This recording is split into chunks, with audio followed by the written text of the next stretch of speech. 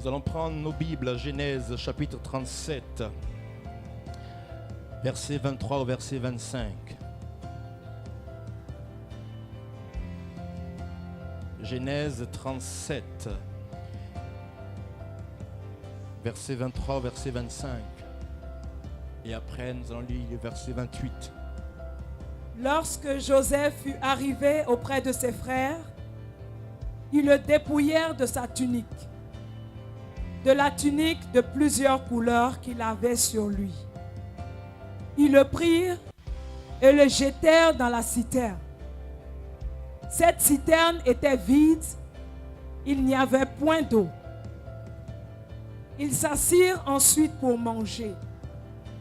Ayant levé les yeux, Ils s'assirent ensuite pour manger. Amen. On va arrêter là. Lis-moi le verset 28, le même chapitre.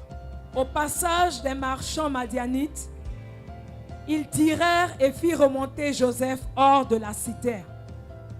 Et ils le vendirent pour 20 cycles d'argent aux Ismaélites qui l'emmenèrent en Égypte. Amen. Amen. Tu vas prendre Genèse 45.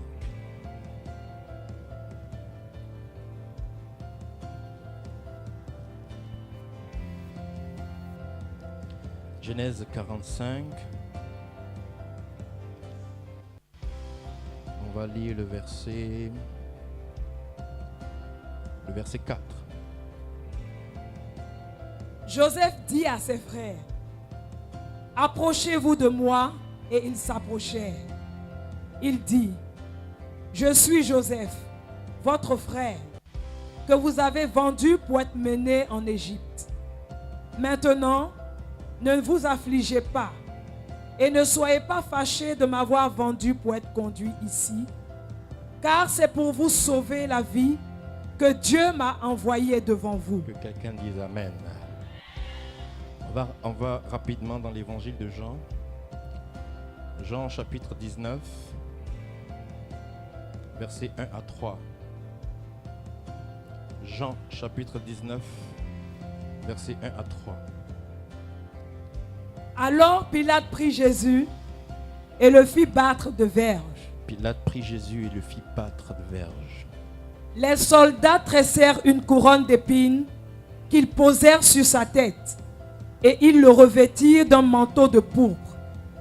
Puis, s'approchant de lui, il disait, « Salut, roi des Juifs !» Et il lui donnait des soufflets. Pilate sortit de nouveau et dit aux Juifs, Prends le verset 9.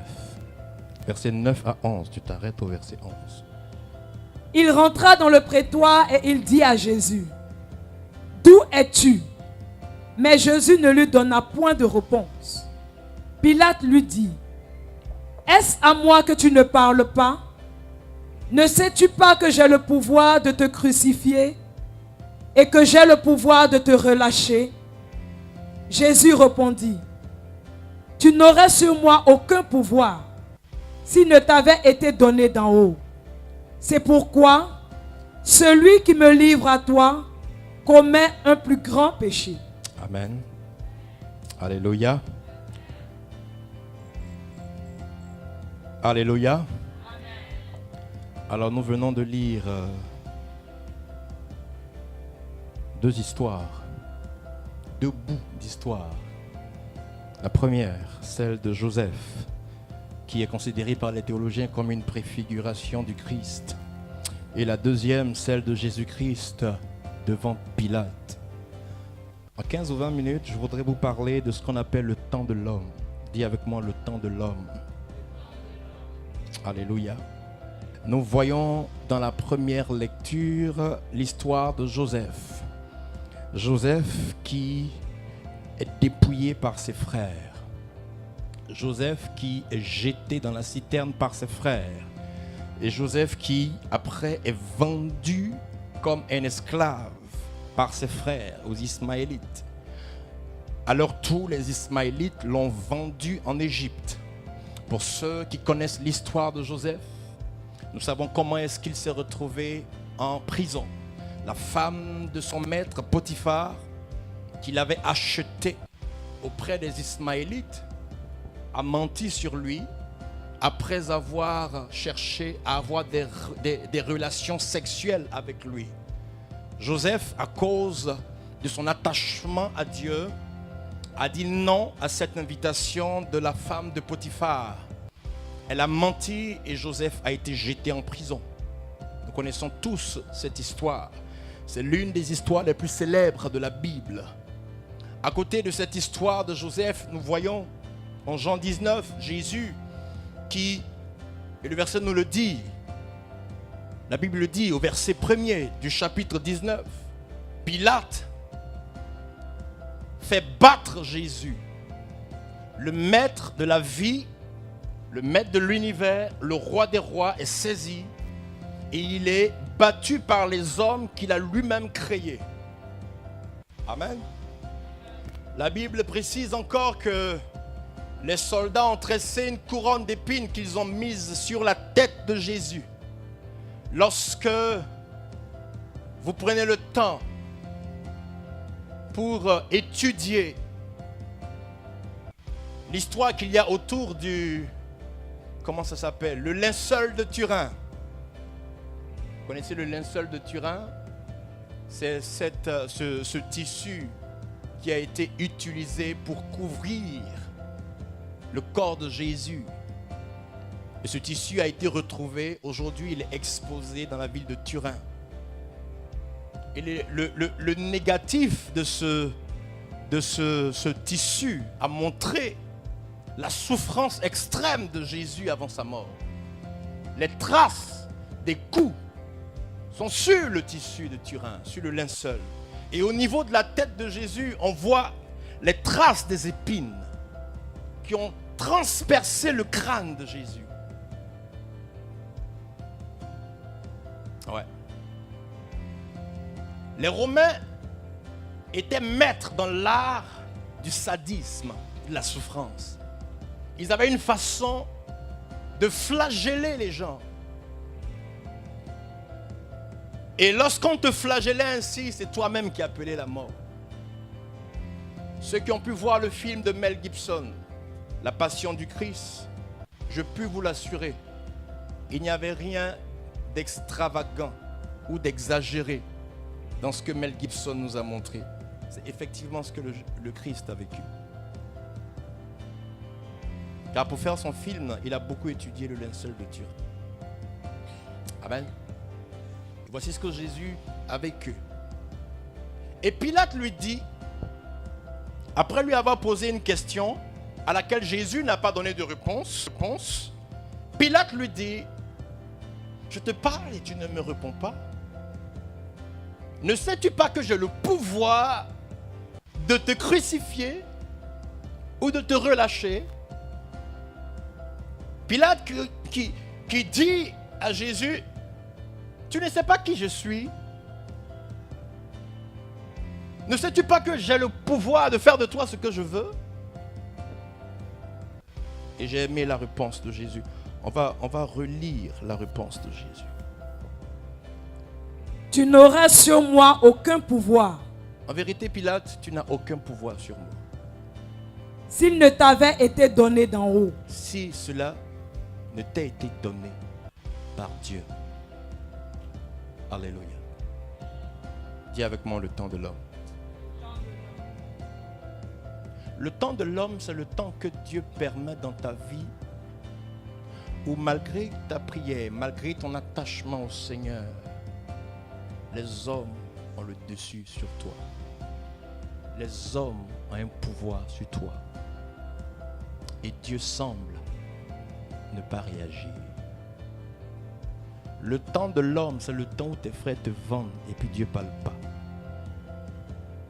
Le temps de l'homme, c'est le temps où les hommes te jettent en prison et Dieu ne réagit pas. Le temps de l'homme, c'est le temps où l'homme te dit, j'ai le pouvoir sur ta vie, tu ne sais pas qui je suis, et puis Dieu ne dit rien. Le temps de l'homme, c'est le temps où l'homme, où Dieu laisse l'homme faire ce qu'il a envie de faire de toi. Alléluia. Le temps de l'homme, c'est le temps où Dieu donne un certain pouvoir à quelqu'un pour te traîner dans la boue, pour te traîner dans la douleur. Ce pouvoir, mes amis, ne vient pas du diable. Rappelez-vous, qu'est-ce que Jésus a dit à Pilate? Il dit, tu n'aurais aucun pouvoir sur moi si cela ne t'a été donné. Donné d'en haut. Qui est en haut? Dieu. Quel est ce paradoxe? Ça fait bizarre de dire que c'est Dieu qui a donné le pouvoir à Pilate de crucifier Jésus, de le flageller. Eh bien oui, la Bible dit. Eh bien oui, la Bible dit. Dieu a donné le pouvoir à ce DG de faire ce qu'il est en train de faire sur toi. Dieu a donné le pouvoir à cet homme qui est au-dessus de toi, que ce soit au niveau professionnel ou à d'autres niveaux de ta vie, de faire ce qu'il est en train de faire sur toi. Et Dieu ne réagit pas. Pendant qu'on flagellait Jésus, la terre a continué de tourner. Le soleil continuait sa marche. Quand Jésus est mort, la terre ne s'est pas arrêtée. Il y a eu certes un tremblement de terre. Il y a eu des choses. Mais j'ai envie de dire quoi? La vie a continué. Amen. Amen. Les gens vont te vendre. Tu vas jeûner, tu vas prier, tu vas faire le rosaire. Ça ne va pas changer. Tu sais pourquoi? Parce que Dieu aura décidé dans sa souveraineté que ce soit leur temps en ce moment. Ne me demandez pas pourquoi Dieu prend de telles décisions. L'expérience me montre que Dieu permet qu'il y ait dans nos vies le temps des hommes. Jésus dit, si l'on a traité ainsi le bois vert, bois sec, attention. Dis à quelqu'un, le bois sec, c'est toi. Le temps de l'homme, il n'y a pas un moment, il n'y a pas une formule, il n'y a rien que tu puisses faire pour ne pas que le temps de l'homme arrive dans ta vie.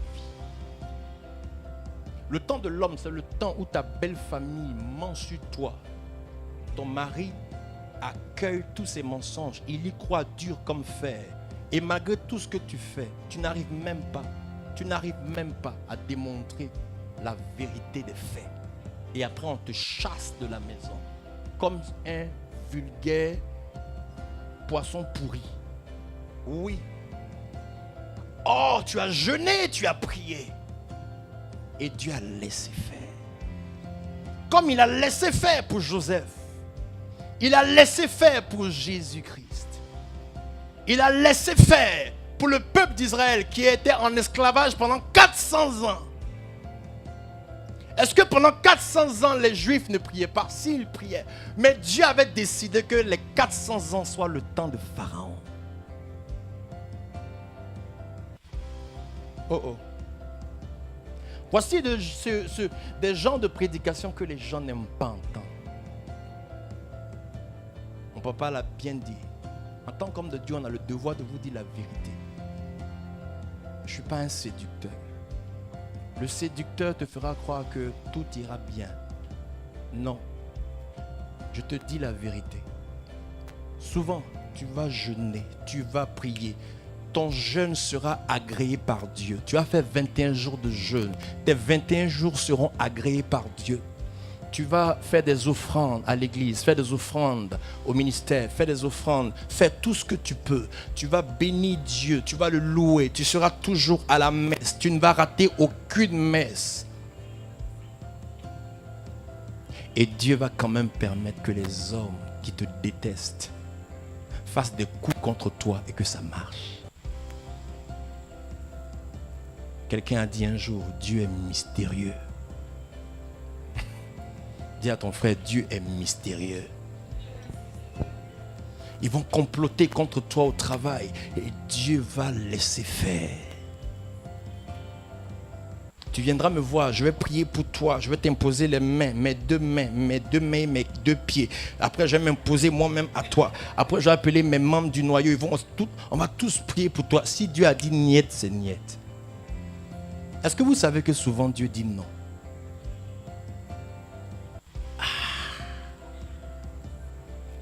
Dieu dit souvent non. Oh Seigneur, Dieu dit non. Ce n'est pas le moment. Le plus difficile pour le chrétien, c'est de demeurer fidèle dans ce moment-là.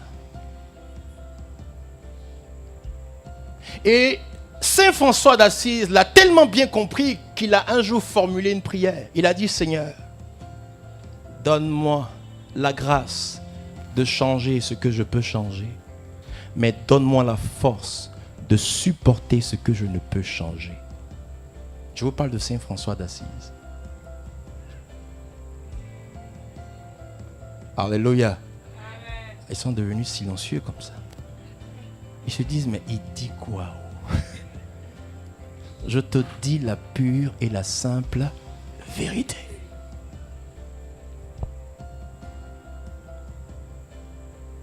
Dans ce temps qu'on appelle le temps de l'homme, tu es réduit à rien. Tu es réduit à zéro. Tu es réduit à néant. Ce sont tes ennemis qui sont au-dessus. Et ils planent. Et ils sont heureux. Ceux qui ont l'argent. Ceux qui ont les belles voitures. Ceux qui ont tout. Et toi, tu n'as rien.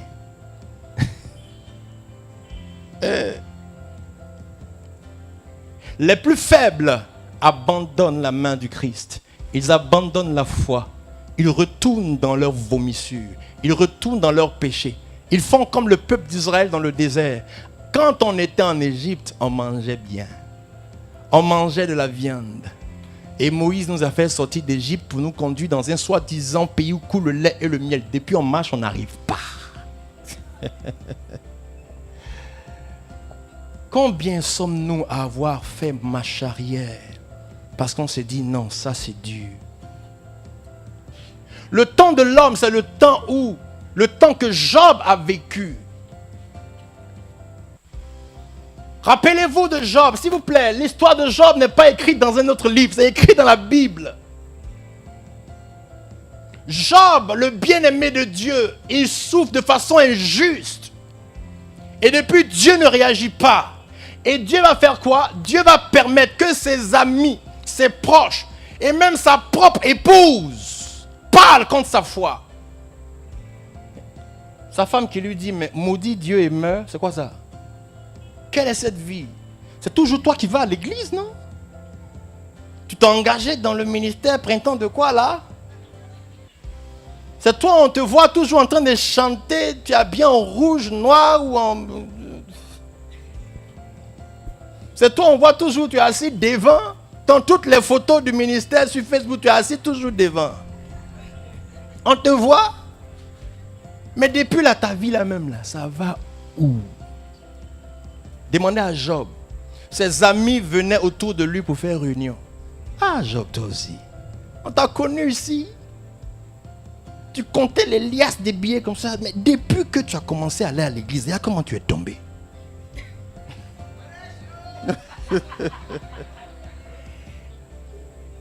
Le temps des hommes, ils vont mettre leur bouche sur toi et puis Dieu ne parle pas. Certains me vont dire, c'est parce que tu vas à l'église que les choses se sont gâtées dans ta vie. Tu perds ton temps dans l'affaire de Dieu. Sois réaliste. Et il parle, il parle, il parle. Et tu dis à Dieu, Seigneur, toi qui as le dernier mot, pourquoi depuis tu ne parles pas? Alléluia. Mais je veux dire à quelqu'un qui m'entend ce soir, notre Dieu est le Dieu de l'ordre. Il est aussi le Dieu des saisons. Comme disent les Zougloumanes, aujourd'hui c'est temps de mangue, demain ce sera temps de goyave. Quelqu'un n'a pas dit amen. Amen. Aujourd'hui c'est le temps de l'homme, où l'homme se tape la poitrine comme ça et puis dit tu n'es rien sans moi. Il se tape la poitrine, il dit, tu fais, je t'enlève de là-bas. Il se tape la poitrine, il dit, cette porte, tu parles, je la ferme. Mais je vais annoncer à quelqu'un que le temps de l'homme n'est pas éternel. Le temps de l'homme, c'est pour un temps. Le temps de l'homme, c'est pour une saison. C'est pour une période déterminée. Et ce n'est pas l'homme qui détermine cette période, c'est Dieu qui la détermine. Et quand le temps de l'homme arrive à sa fin, commence le temps de Dieu. Je dis, quand le temps de l'homme arrive à sa fin, commence le temps de celui qui ouvre et personne ne ferme. Et celui qui ferme et personne ne peut ouvrir. Celui qui donne et on ne peut plus reprendre. Celui qui élève et on ne peut plus abaisser. Celui qui ouvre le tombeau et qui te fait sortir du tombeau là où Pilate t'a mis. Il s'appelle l'Éternel Dieu. Celui qui élève Joseph après que ses frères l'aient vendu. La femme de Potiphar l'a jeté en prison. Dieu n'a pas parlé. Dieu n'a pas réagi. Mais Joseph est resté attaché à Dieu. Car il sait que c'est Dieu qui élève. Quand le temps de Dieu est arrivé, Joseph est sorti de la prison. Il a été propulsé dans les hauteurs. Il n'est pas passé par les étapes.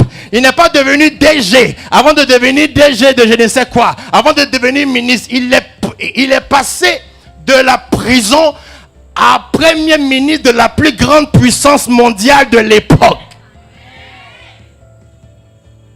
Tourne-toi avec quelqu'un. Dis-lui, le temps de Dieu arrive. Alléluia. Quelle est cette maladie? Cette maladie qu'on appelle le papillonnage spirituel. Le Seigneur met à mon cœur un jour en méditation que c'est simple. Le papillonnage spirituel est une carence psychologique et spirituelle. Ce n'est pas un jus. Ça veut dire quoi? Ça veut dire qu'au fait, tu n'as pas la connaissance. Alléluia. Tu n'as pas la révélation. Tu n'as pas la connaissance. Donc, tu cherches, tu bouges, tu sautes là, tu sautes là, tu sautes là. Et puis, tu mesures les différentes onctions. Je suis allé chez tel homme de Dieu. Lui, il n'a pas d'onction. Tu estimes qu'il n'a pas d'onction parce qu'il a prié pour toi et tu n'as pas eu solution à ton problème. Et tu ne sais pas que tu es dans le temps de l'homme. Quand tu es dans le temps de l'homme, même si le pape François prie pour toi, il n'y a pas de solution. Quand le pape François va prier pour toi, Dieu lui dira, pape, lui là, il faut le laisser. Je suis en train de le gérer. Il doit passer 1 an de galère. Si Dieu a fixé que tu dois passer 1 an de galère, je vais prier pour toi, ça ne va pas changer. À moins que toi-même tu ne décides d'abandonner la main de Dieu et d'aller prostituer ton corps pour avoir de l'argent. Là, tu auras de l'argent. Mais tu ne seras pas béni selon la bénédiction de Dieu. Est-ce que quelqu'un comprend ce que je dis? Quand souvent tu es dans le désert, au lieu de courir à gauche, à droite et de paniquer comme quelqu'un qui est sur une pirogue et qui panique, tu vas couler. Calme-toi et demande à Dieu, Seigneur, dans quelle phase de ma vie suis-je? Suis-je dans la phase du temps de l'homme? Si c'est le cas, Seigneur, je boirai cette coupe jusqu'à la nuit. Mais je sais qu'après ce temps, ta gloire va se manifester. Est-ce que vous savez ce qui s'est passé quand Joseph a été élevé? C'est lui qui a nourri ses frères. Ceux qui t'humilient aujourd'hui, demain ils viendront te demander crédit. Demain ils viendront manger chez toi. Demain ils viendront pour que tu pries pour eux, car ils auront vu la gloire de Dieu se manifester dans ta vie. Demain, ils viendront te demander ce que tu as, moi aussi je le veux. Et tu leur diras, je n'ai rien. J'ai plutôt une personne qui s'appelle Jésus-Christ. Dis à quelqu'un, sois calme. Laisse les gens raconter. Laisse les gens t'insulter. Laisse les gens mentir. Vous savez, ne cherchez pas toujours à vous défendre. Amen. Notre Seigneur s'appelle l'agneau immolé. L'agneau, c'est celui qui n'a pas de force. Il ne se bat pas. Attendez, l'agneau, il peut faire quoi? Ce n'est pas le bélier immolé. Notre Seigneur s'appelle l'agneau. L'agneau, il ne parle pas. Il ne réagit pas. C'est pas dans tout Dieu t'appelle à réagir. Parce que les combats de ce monde ne sont pas des combats. Est-ce que quelqu'un comprend cela? Joseph, la femme de Potiphar, a menti sur lui. J'ai lu, j'ai relu, j'ai cherché la partie où Joseph s'est défendu. Il a fait comme Jésus. La Bible dit que Jésus ne parlait pas, qu'il était conduit comme un agneau à l'abattoir. Parce qu'il sait que c'est Dieu qui fait son pas là. Souvent, en voulant te défendre, tu vas t'enfoncer. Et Dieu va permettre que tu sois dans une situation où tu n'as même pas les capacités de te défendre. Afin que tu te tournes vers Dieu, que tu lui dises, Seigneur, je n'en peux plus. Ce dossier-là, je te le donne. Lorsque quelqu'un se noie, et je termine par là, lorsque quelqu'un est en train de se noyer, il est en train de se débattre, pour mieux le sauver, qu'est-ce que souvent les maîtres nageurs font? On l'assomme. Parce que quand il se débat, on ne peut pas le sauver. Il va s'enfoncer. Dans cette affaire-là, tu te débats trop. Tu te débats trop. Tu cherches à te sauver toi-même. Tu cherches à résoudre le problème toi-même. Donc tu couds ici, tu couds là, tu couds là. Dieu fait exprès. Il ferme toutes les portes. Dieu est en train de t'assommer. Afin que tu lâches prise. Que tu lui dis, Seigneur, c'est bon. Rien. Et tout ici. Même ton Seigneur, même ça ne sort plus bien. Tu dis, c'est. Chef, Seigneur, je suis fatigué. Il faut gérer l'affaire. Et c'est alors que Dieu te prend en main. Alléluia. Dieu va prendre ta vie en main. Mais il faut que tu lâches prise. On a menti sur toi, laisse tomber. Ça fait mal, hein? Mais laisse tomber. Tu n'as pas besoin d'aller retrouver la dame, cling glang. Elle ouvre la porte. Toi, tu me connais. C'est vrai, hein, tu as raison. Mais devant Dieu, tu as échoué au test. Devant Dieu, tu as échoué au test. Est-ce que quelqu'un me comprend? Alléluia. Voici le petit message à la suite de mon Père que je voulais vous donner ce soir. Quand tu vas rentrer chez toi, regarde dans ta vie ces choses pour lesquelles tu te débats toi-même. Face aux autres, face à tes adversaires. Ces choses pour lesquelles tu te débats depuis même des années. Et ce soir, Dieu est en train de te dire, arrête de te débattre, laisse. Tourne-toi avec quelqu'un, dis-lui, laisse ça. Alléluia. Ça fait mal, hein? Et là, ça fait mal, hein? Il y a des affaires où quand tu entends laisse ça, tu te dis, mais la personne qui me dit de laisser, est-ce qu'il sait? Est-ce qu'il sait? Est-ce qu'il connaît la chose? C'est parce que tu n'as pas vécu ça, on a vécu. Oh, on est jeune, mais on a vécu. On connaît. Dieu dit de te dire, laisse. Que Dieu a permis que ce soit leur temps. En ce moment-là, c'est le temps de tes beaux-parents. Laisse. En ce moment, c'est le temps de ton patron. Laisse. C'est leur temps.